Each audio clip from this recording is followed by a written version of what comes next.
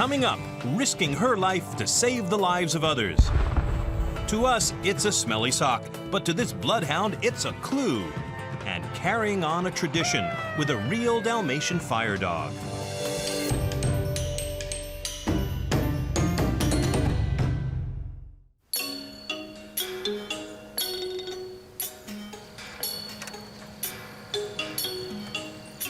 Vera is a highly trained scent detection dog.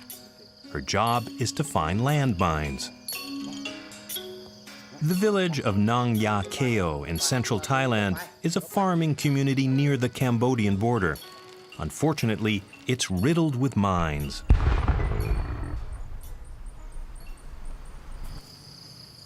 This Czech shepherd and her handler, Manit Sumiran, work with the humanitarian demining program. They risk their lives every time they go to work. Last year, 170 people were injured or killed by landmines in this border area. Farmers, cattle, laborers, anything that weighs more than 11 pounds will trigger the mine's pressure plate, often buried just below the surface of the ground. Every explosion is a violent reminder of another era. During their reign of terror in the 1970s, Cambodia's Khmer Rouge stored arms in Thailand and laid mines to protect their reserves. Landmines affect 200,000 people living in 300 communities along the Thai-Cambodian border. There are about 1,800 square kilometers of contaminated areas here.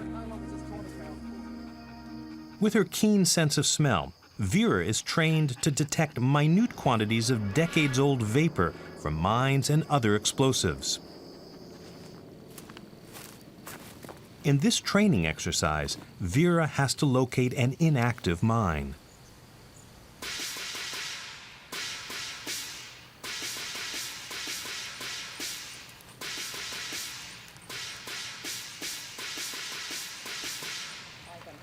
Manit checks the wind to make sure the breeze is moving toward her so that Vera can smell the mine before she reaches it.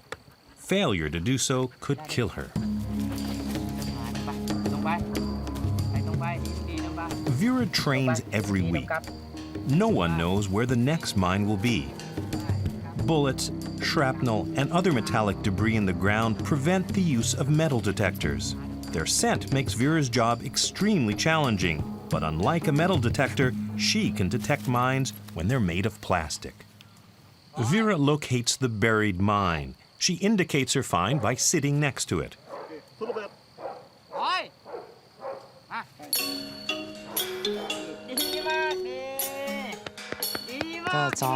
We train and practice regularly. I motivate her to work by playing with her. Regular training and practice helps the dogs to not forget about the mines.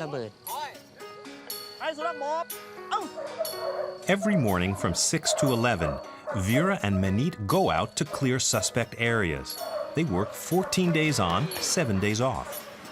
They've been working together for 18 months and have saved countless villagers.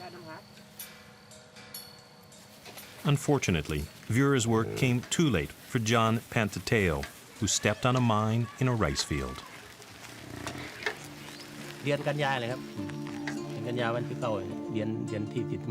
The date was September the 9th. The moment I stepped on it, I was thrown up very high, way over my head. And then I fell down at the same spot where the mine was. After the shock, I tried to sit up, facing the west. I looked at my legs. They were not there.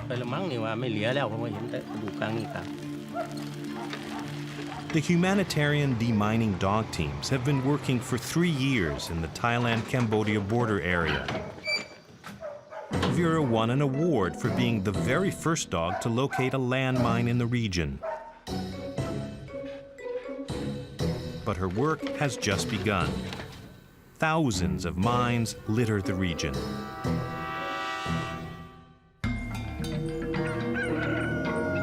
Because of the heat, Vera and Manit's workday starts at sunrise.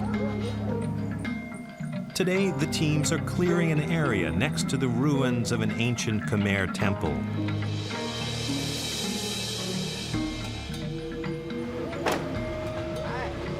Ruben Pena is the senior dog advisor at Thailand Mine Action Center.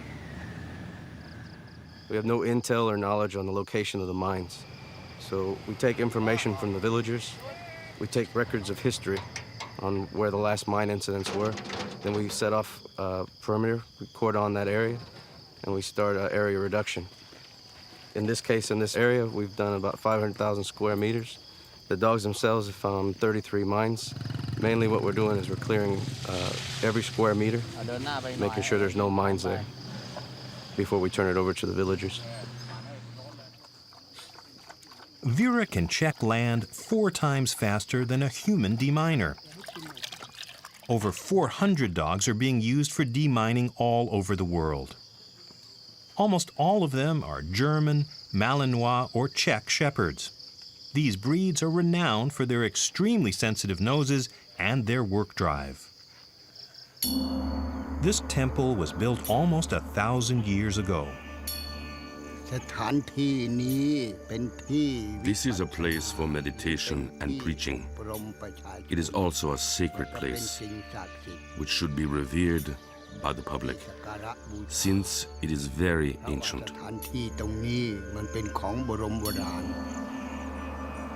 Today, extreme heat makes the detection process even more taxing. But Vera remains focused on her work, every tense step of the way.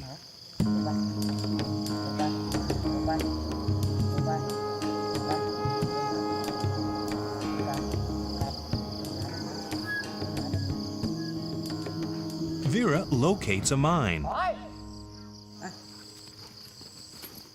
Her reward for finding the mine is playtime with Manit.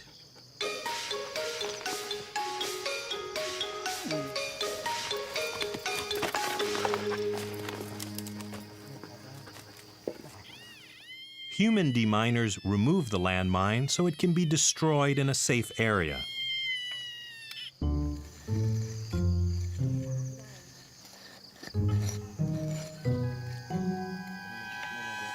Local residents respect Vera's work. These dogs do a lot of good for our country and for our people. Their senses are very good. Unlike us, they know exactly where the mines are and they go and snip them out. These dogs are great.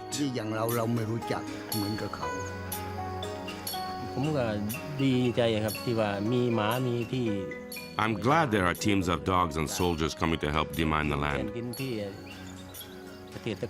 The farmers of Nanya Keo are now able to work some areas without risk, and they won't end up like me.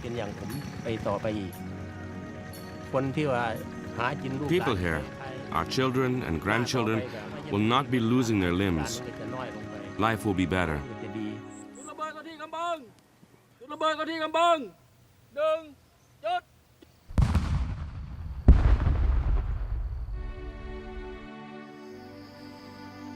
When she's not at work, there's nothing Vera loves more than playing with Manit and eating mangoes. I love Vera a lot. She means so much to me. When I'm lonely, I can talk to her and she listens. She does. She listens to me. Vera is a real friend.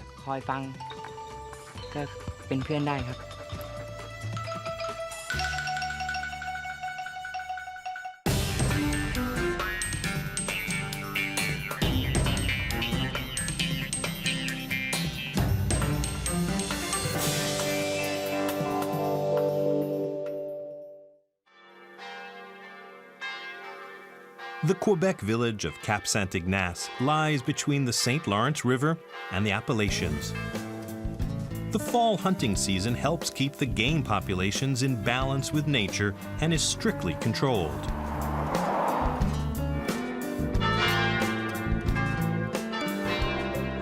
Bloodhounds are also known as St. Hubert hounds, St. Hubert is the patron saint of hunters, and so each fall a special mass is celebrated here. The dogs are honored in the ceremony.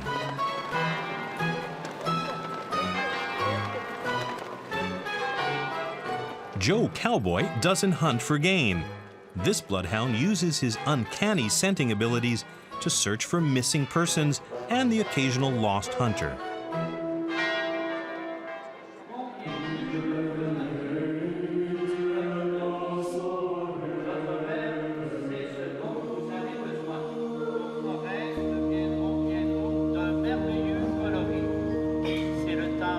The St. Hubert Mass comes from an old European French tradition where hunters would gather in the church with their horses and dogs to be blessed before hunting season began. Joe and a few other bloodhounds are given front row pews. Joe's owner is Renee Saint Louis. She breeds bloodhounds and keeps 7 as pets. In the last little while, 3-year-old Joe has found 4 lost people. He's got a 100% success rate.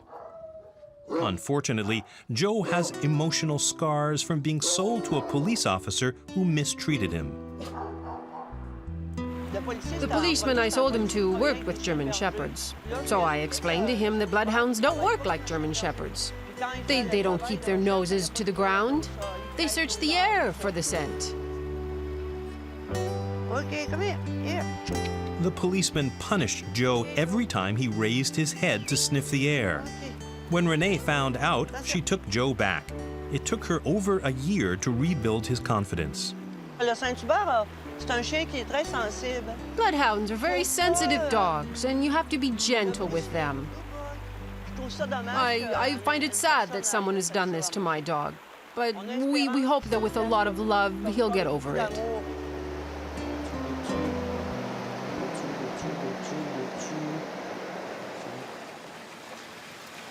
Bloodhounds are born with the instinct to search and don't need much training. Since it can be months between emergency calls, Renee trains Joe with mock searches. Today he'll look for her husband Andre.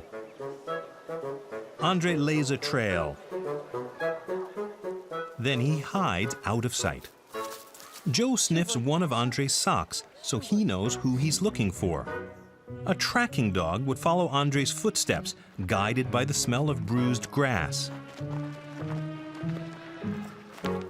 Le chien de Saint-Hubert, lorsqu'il suit l'odeur, When a bloodhound follows a scent, he puts his nose to the ground and he detects and whoops. est plus fraîche. Now, if the scent is fresh, he'll seek it out with his nose in the air.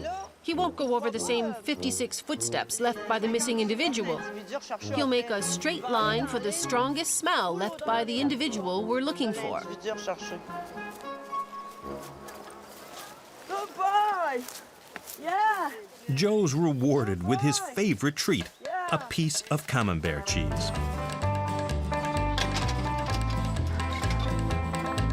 Renee feeds her dogs well. If I do all of this, it's because I realize my dogs live longer with good food.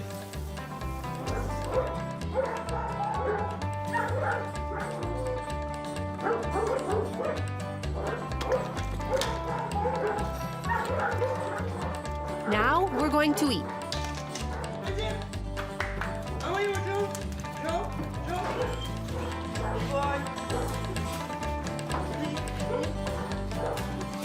Renee and her bloodhounds are on 24-hour call during hunting season. When someone is missing, Renee's friend Libert calls on her and Joe to go out and search. Bon, ben ça marche. Bye-bye.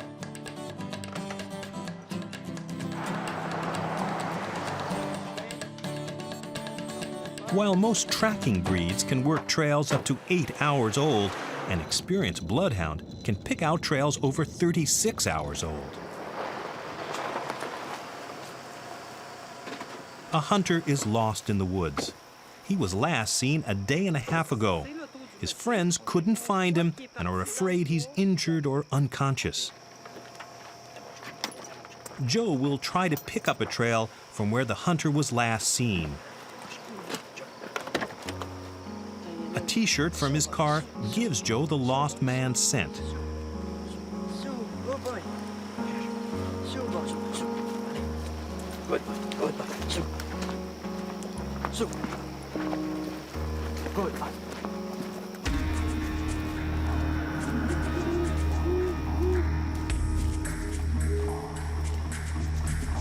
The Bloodhound's long ears and excess skin on his face and neck help him when he starts a new trail.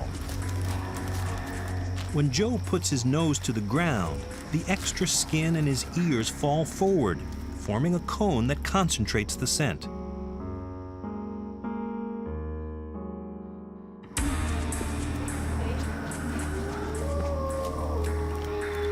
It's been 2 hours, and Joe has lost the scent. Renee refreshes Joe's memory with the t-shirt. Joe picks up a trail.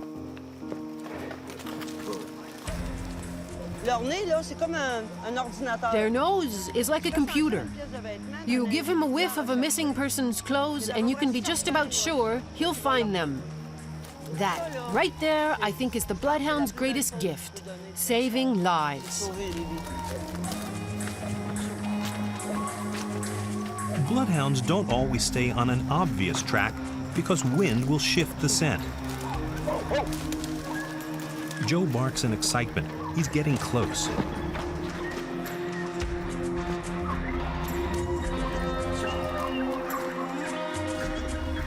Joe finds the hunter, bruised and weak, but alive. I'm proud of him, and I'm also proud of myself for having trusted in him, for never giving up hope that he would get back on track. No, you don't believe it? Don't you believe it? Oh, good boy. Yes. Good boy. I say.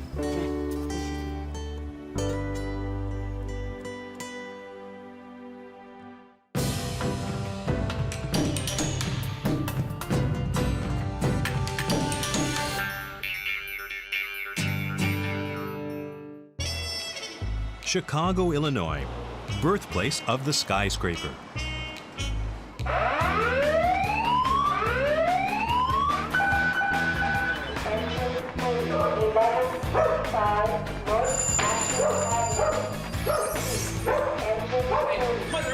.30, an 11-year-old Dalmatian, is Chicago's only fire dog who still goes out on runs. Frank Russello is captain of Engine Company 30. 30 gets his name from Engine 30, which is the rig that he rides on. Over the 10-plus years that 30's been here, he has made in excess of 25,000 runs with this company. It's somewhat comforting as you're going down the street on an emergency to have the dog laying there next to you, very calm, sometimes in the face of a storm, but very calm.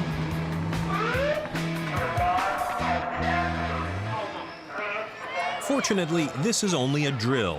Once a week, 30 and the firefighters from his station visit an elementary school for a fire drill and safety lesson.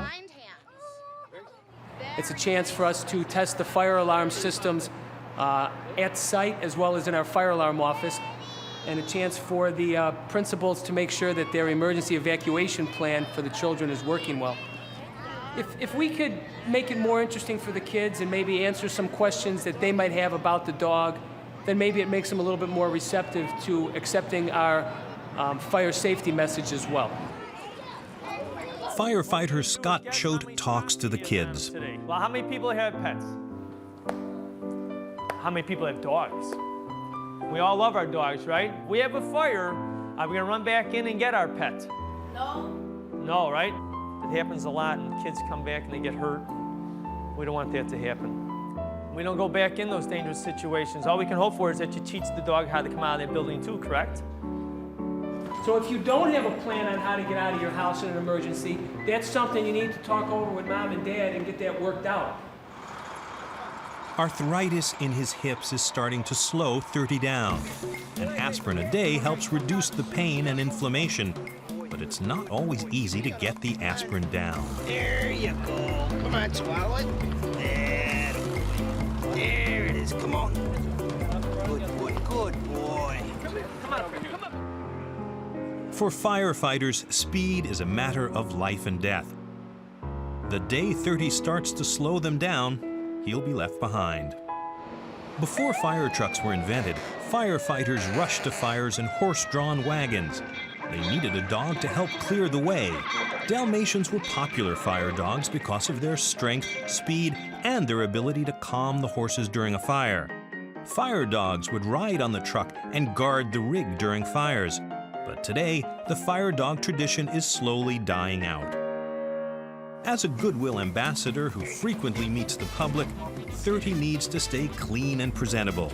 He gets a bath twice a week. The distinctive Dalmatian doesn't resemble any other breed. Its short, sleek coat is pure white with jet black spots. 30 is patient and unusually strong for his size. He's able to run long distances without getting tired.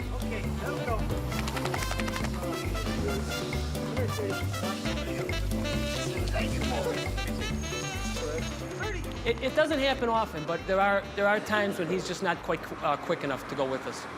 When the day comes where 30 can't make the rig and he can't jump on successfully, he'll just stop taking runs with us. While he'll have to stop taking runs one day, 30 will stay on at the station as a pet. He's one of the family. He kind of has like 3 families that roll into one family. There's 21 guys that are assigned to this house, and he's our pet. I couldn't imagine the house without him, really. When you come in the morning, 30 greets the oncoming shift, and he's just pleasant to have around. It'll be sad to come to work one day and to not find him here. So he's part of the family. He's one of us.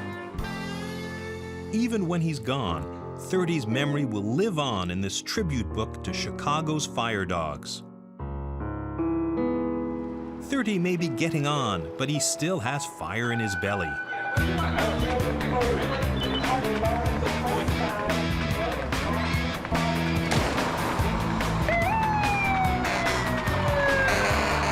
He's not ready to retire yet.